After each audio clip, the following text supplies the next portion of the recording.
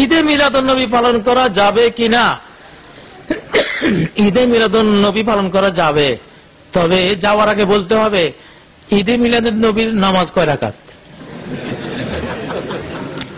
সহিহ হাদিস থেকে আমারে দিতে হবে যে আল্লাহ রাসূল ঈদে মিলাদুন্নবীতে এত রাকাত এত তাকবীরে পড়তেন। ঈদুল ফিতর, ঈদুল আযহা, ঈদুল ফিতরে তিনি সকালবেলায় ইয়াকুল সাবাতা মারাতিন 60টি খেজুর খেয়ে বের হতেন। ঈদুল আযহায় তিনি মিনাল লাহমে যে গোশত তিনি পশু জবাই করতেন সেটার গোশত খেতেন। ঈদে মিলাদুন্নবীর ভোরে কি খাইতেন উনি? দাও হাদিস দাও।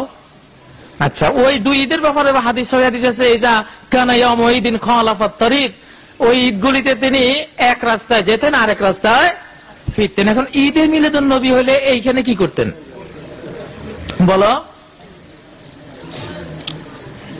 কি বলেন?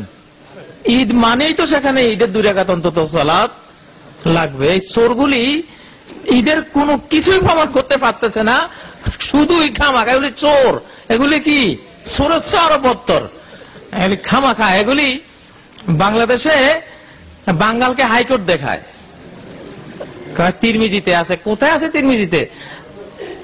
বাবু ঈদে মিলাদুন্নবী নাকি আছে? এইরকম কাজ্জাব দাজ্জাল কোথাও কোনো হাদিস গ্রন্থে নাই, কিন্তু মিডিয়াতে পর্যন্ত টিভিতে বসে মিথ্যাচারগুলি করে। লা হাওলা ওয়ালা কুওয়াতা ইল্লা বিল্লাহ।